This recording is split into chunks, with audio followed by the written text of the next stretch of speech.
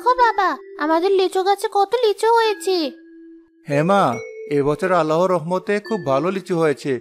ভালোই ভালো লিচুগুলো বাজারে নিতে পারলে এবছর খুব ভালো ব্যবসা হবে। তাহলে আর আমাদেরকে কষ্ট করে ওই ভাঙা ঘরে থাকতে হবে না। এবছর বর্ষার আগে লিচু বিক্রির টাকা দিয়ে আমি নতুন ঘর তুলবো। এবার বাড়িতে চল, না হলে তোর মা আবার বকাঝকা করবে।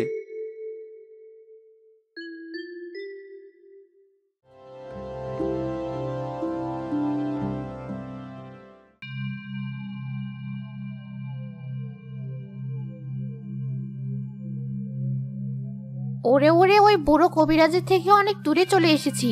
ও কি করে আমাকে খুঁজবে এবার আমিও দেখব। আরে, এমন সুগন্ধ আসছে কোথা থেকে? ওই তো, ওই বাগান থেকেই তো আসছে। যাই তো, গিয়ে দেখি কি আছে ওখানে।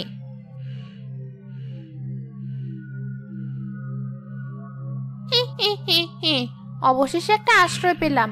আজ থেকে এখানেই থাকবো। এ আবার কি ফল? দেখি তো খেয়ে কেমন স্বাদ।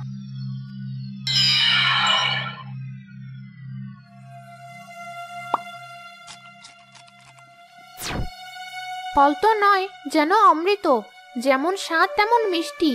যাক, থাকার সাথে সাথে কদিনের খাবারেরও জোগাড় হয়ে গেল।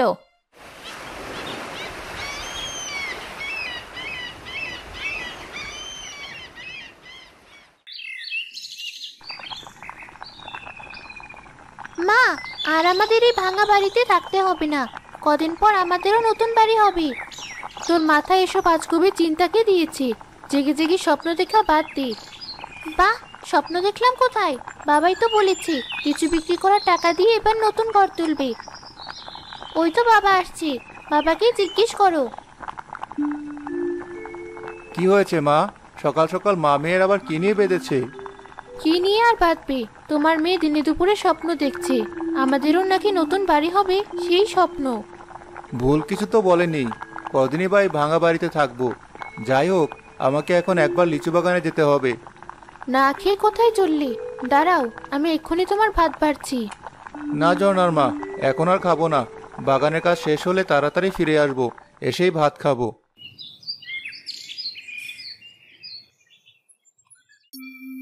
আরে রাশেদ ভাই, কোথায় চললেন এত সকাল সকাল? কোথায় আর যাবো ভাই, এই তো বাগানের দিকেই যাচ্ছিলাম। তাই নাকি? বেশ বেশ, তাহলে চলুন, আমিও আপনার সাথেই যাই। শুনেছি এবছর নাকি আপনার লিচুর ফলন খুব ভালো হয়েছে। সবই আল্লাহর বরকত ভাই, আমরা তো শুধু উছিলা মাত্র। আমরা তো দেখেছি, আপনি তো কম পরিশ্রম করেননি। কি যে বলেন না ভাই, চলুন আমার সাথে, এক পাক ঘুরে আসবেন আমার বাগান থেকে।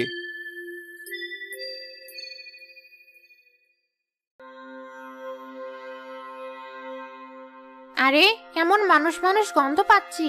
তাহলে এই লাল ফল খেয়ে শুধু থাকতে হবে না, এবার তো মনে হচ্ছে মানুষের হাড়ও খেতে পারবো। এ কি সর্বনাশ হয়েছে? এক রাতের মাঝে গাছের এত লিচু কমে গেল কি করে? কি বলছেন রাশেদ ভাই? তাহলে কি কোনো চোরের খপ্পরে পড়লেন? আমি তো কিছুই বুঝতে পারছি না ভাই। এমন হলে আমি তো একদম পথে বসে যাব।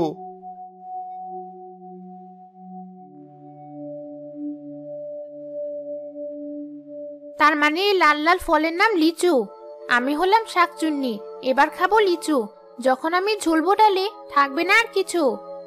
শাকচুন্নি আবারও লিচু খেতে থাকে, আর সেগুলোর বিচি রাশেদ আর জলিলের মাথায় ছুটতে থাকে।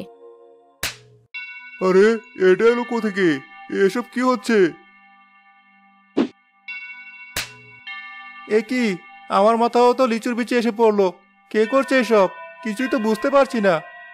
ওরে বাবা রে, নির্ঘাত এই গাছে কোনো ভূত আছে। না বাবা, আমি এখানে থাকবো না। কি সব যাতা বলছেন জলিল ভাই? এটা আমার নিজের বাগান, এখানে ভূত আসবে কোথেকে? মনে হয় কোনো পাখি এই কাজ করেছে। পাখি? সে যাই হোক, আমি আর এখানে থাকবো না। ধুর বাবা, এই আবার কোন ভিতুর ডিম? গেছে যখন যাক, কিন্তু গাছের এই দশা। যে করেই হোক, কালকে সব লিচু পেড়ে নিয়ে যাব। আজকের মতো বাড়ি চলে যাই।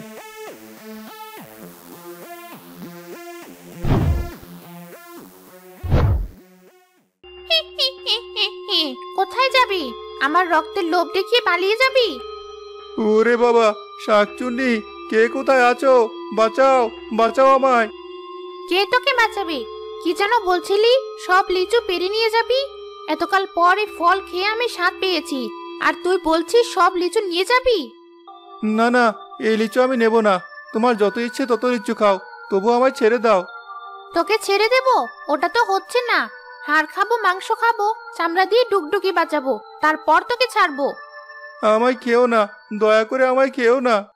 দুপুর পেরিয়ে গেলেও রাশেদ বাড়ি না ফেরায় ঝর্ণা আর সালেহা চিন্তিত হয়ে যায়। মা, বাবা তো এখনো ফিরলো না। হ্যাঁ মা, আমিও তো সেটাই ভাবছি।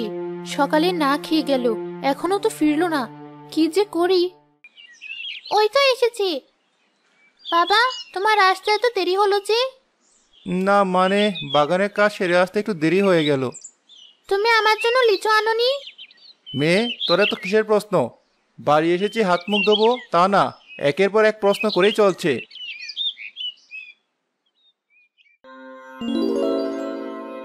বেশ ভালো করেছি। ওই মানুষের বাচ্চাটাকে লিচু গাছে আটকে রেখে ওর রূপ ধরেই বাড়িতে এসেছি। এবার কদিন আয়েশ করে মাছ ভাত খাবো। শাকচুনি বলে কি আমার সকাল্লাদ নেই?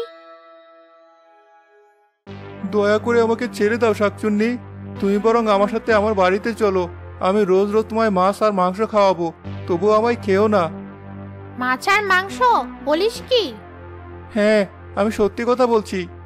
তোদের মতো মানুষের বাচ্চার কোনো ভরসা নেই, কথায় কথায় রং বদলাস।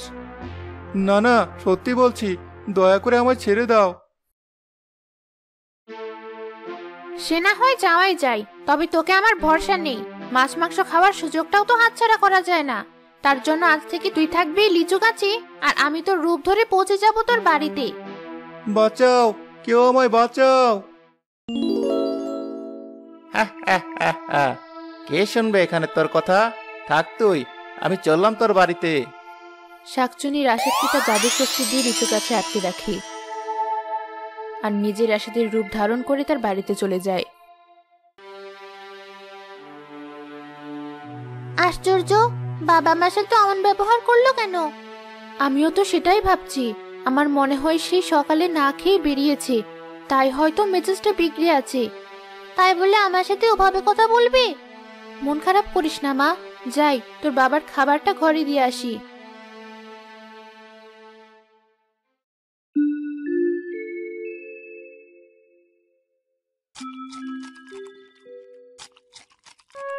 এ কি, তুমি শুধু শুধু মাছ খাচ্ছ কেন? ভাত খাবে না? কেন, মাছ খেলে কি হবে? এই মাছ আমি আমার নিজের টাকায় কিনেছি। দাও, ওই পাত্রে যত মাছ আছে সব আমাকে দাও। আজ আমি শুধু মাছ খাবো, ভাত খাবো না।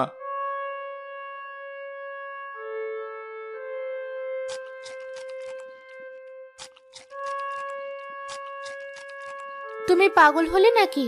একেবারে এত মাছ খেলে তো তুমি অসুস্থ হয়ে যাবে। হলে হব, যে কদিন আছি আয়েশ করে মাছ খেয়ে নি। সে কি, তুমি আবার কোথায় যাবে? অত শুনে তোমার কাজ নেই, যাও আমার জন্য আরো মাছ নিয়ে এসো। আর মাছ কোথায় পাবো? যা মাছ ছিল সবই তো তুমি একাই খেয়ে ফেললে। কাল আবার মাছ আনলে তবেই খেতে পাবে। বেশ, তাই আনবো। এবার তুমি এখান থেকে যাও দেখি, আমি ঘুমাবো।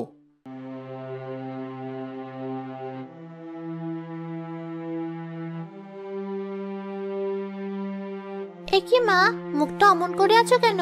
কি হয়েছে তোমার? আর কি হবে, তোর বাবা আজ বাগান থেকে ফিরে কেমন অদ্ভুত আচরণ করছে। আমি তো কিছুই বুঝতে পারছি না। আবার কি করলো?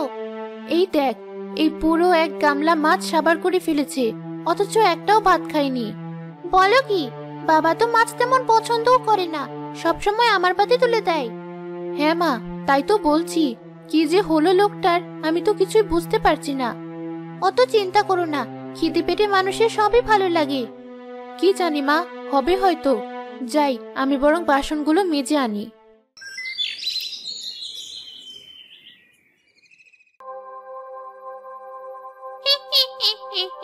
চারপাশটা কেমন মাছের গন্ধে মৌ মৌ করছে, কিন্তু এখানে মাছ খাওয়া যাবে না, নইলে এই মানুষের ছাগুলো আমায় ধরে ফেলবে। যা করার খুব সাবধানে করতে হবে। আরে রাশেদ ভাই যে, এসো এসো, এদিকে এসো। দেখো কেমন বাঁকা বাঁকা রুই এনেছে। আরে তাই তো, বেশ ভালোই তো বড় দেখছি, কিন্তু ভাই পকেটে তো তেমন টাকা নেই। কি যে বলো না রাশেদ ভাই, তোমার কাছে পয়সা কে চাইছে? তোমার যত ইচ্ছে মাছ নিয়ে যাও, যেদিন পারো পয়সা সেদিন দেবে। ঠিক বলেছ তো? হ্যাঁ ভাই, লজ্জা করো না, তোমার যত ইচ্ছে তত নিয়ে যাও। বেশ তো, তাহলে সবগুলো মাছ দিয়ে দাও। বাড়িতে বউ মেয়েকে সাথে নিয়ে বেশ আয়েশ করে খাওয়া যাবে। এ, তাই বলে সবগুলো? এত মাছ তুমি একদিনে খেতে পারবে? ও তোমায় ভাবতে হবে না ভাই, তোমার দয়া শরীর, দিতে যখন চাইছো সবগুলোই দাও। আমার আবার তাড়াতাড়ি ফিরতে হবে।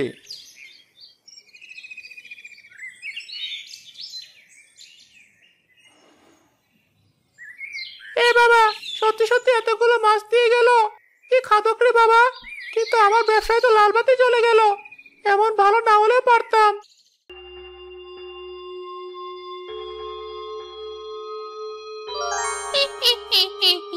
ব্যাগ ভর্তি মাছের গন্ধে নিজেকে তো আর ঠিক রাখতে পারছি না।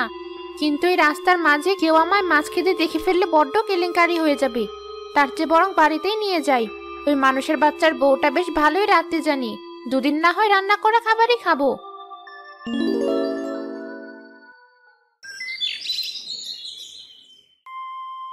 এতগুলো মাছ যে এনেছো, কে খাবে এত মাছ? এ তো তোমায় ভাবতে হবে না, এখানে যা মাছ আছে আমি একাই খেতে পারবো। তাই কথা না বলে যাও, রান্না করে আনো। কে কি বাবা, এত মাছ তুমি একাই খাবে? এই মেয়ে, তুই আবার কথা বলছিস? এত কথা বললে আমি কিন্তু তোর ঘাড় মটকে দেবো। তুমি শাকচুন্নি নাকি যে আমার ঘাড় মটকাবে? পাগল হলি নাকি? তুমি আজকাল কি বলছো আমি তো কিছু বুঝতে পারছি না। মানে আমার খুব খিদে পেয়েছে তো, তাই এমন করছি। আমি ঘরে গেলাম, তাড়াতাড়ি মাছগুলো রান্না করে আমার ঘরে দিয়ে এসো। দেখলে তো মা, বাবা আজও কেমন অদ্ভুত আচরণ করলো। কি যে হচ্ছে কিছুই তো বুঝতে পারছি না। আচ্ছা মা, বাবাকে কোনো ভূতে ধরেনি তো? কিসব চাঁদা বলছিস? বাবা যেখানে মাছ খেতেই চাইতো না, সেখানে এত এত মাছ কি করে খাচ্ছি? এটা তুই ঠিকই বলেছিস। এ কি, এখনো এখানে দাঁড়িয়ে আছো? যাও, মাছ রান্না করতে যাও। এই তো যাচ্ছি। কিরে, তুই দাঁড়িয়ে থাকলি কেন? যা, ঘরে যা, নইলে কিন্তু। না বাবা, এই তো আমিও করে যাচ্ছি। আগে মাছগুলো সাবার করি, তারপর এই দুটোকে খাবো। ওদিকে এক কবিরাজ হাঁটতে হাঁটতে লিচু বাগানের সামনে যায়। ওই শয়তান শাকচুন্নিকে তো কোথাও খুঁজে পাচ্ছি না। ওকে যদি না ধরতে পারি তাহলে তো মানুষের খুব সমস্যা করে ফেলবে। যে করেই হোক ওই শয়তান শাকচুন্নিকে আমায় খুঁজে বের করতেই হবে। কে কোথায় আছো? বাঁচাও, বাঁচাও আমায়। ওই শাকচুনি আমায় এই গাছে বেঁধে রেখেছে। না জানি ও আমার সংসারে গিয়ে আমার বউ বাচ্চার কোনো সর্বনাশ করলো কিনা। কেউ কি নেই আমাকে বাঁচানোর জন্য? আরে, এ তো মনে হচ্ছে কোনো মানুষের কান্না। কিন্তু কই, আশেপাশে তো কোনো মানুষকে দেখতে পাচ্ছি না। ওই তো, ওই বাগানের ভেতর থেকে তো আওয়াজটা আসছে মনে হয়।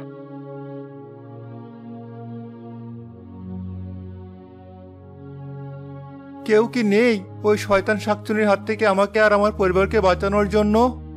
কে কে এভাবে কাঁদছে? সামনে এসো, সামনে এসো বলছি। আরে, ওই তো একটা লোক। আশ্চর্য, ওই লোক আমার কথা শুনতে পেল কি করে? সারাদিন কত লোকই তো যায় দিক দিয়ে, কিন্তু কেউ তো আমার কথা শুনতে পায় না।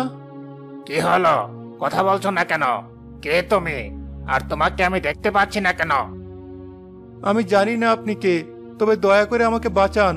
আমি এই লিচু গাছের মধ্যে আটকে আছি। এক শয়তান শাকচুনি আমাকে এখানে বেঁধে রেখে গেছে। শাকচুন্নি? ও, বুঝেছি। তার মানে ওই শয়তানটা এখানে এসেছে। ভয় পেও না, আমি এক্ষুনি তোমায় মুক্ত করছি।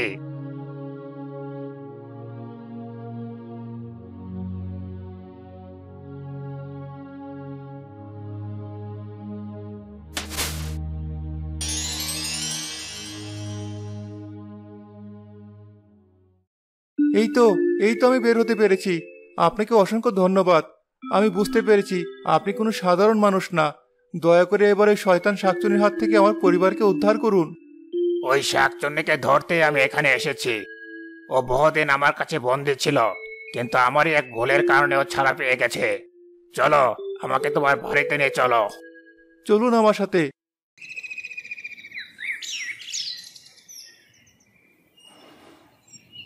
ঝর্ণা, মা ঝর্ণা, কোথায় গেলি? এ কি, তোমাকে না আমি মাত্রই ঘরে থেকে আসলাম, তুমি আবার এখানে এলে কি করে? মা, তাড়াতাড়ি একবার বাইরে এসো। ডাকছিস কেন? এ কি, তুমি আবার বাইরে এলে কখন?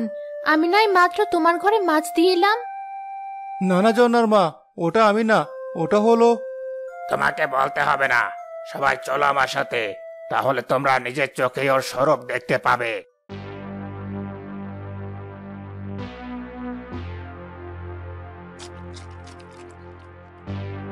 মাছ তো নয়, যেন অমৃত।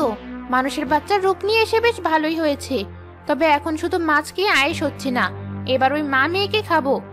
শাকচুন্নি, দেখলে তো মা, আমি ঠিকই ভেবেছিলাম। এবার কি হবে? ভয় পেও না, ও আর তোমাদের কোনো ক্ষতি করতে পারবে না। চলো আমার সাথে।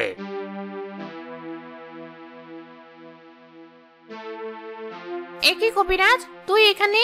আর মানুষের বাচ্চা তুই কি করে ছাড়া পেলি? কি ভেবেছিস আমার থেকে পালিয়ে তুই মানুষের ক্ষতি করবি? না, আমি আর তোকে সেই সুযোগ দেব না। আজই আমি তোকে মেরে ফেলবো। হ্যাঁ কবিরাজ বাবা, তাই করুন। ও আমাকে লিচু গাছে বন্দি রেখে অনেক কষ্ট দিয়েছে, আর না। না না, আমাকে মারিস না, তার চেয়ে বরং আমায় তুই আবারও বন্দি কর, তবুও মারিস না। বেশ, তাহলে আয় এই বোতলের ভেতর।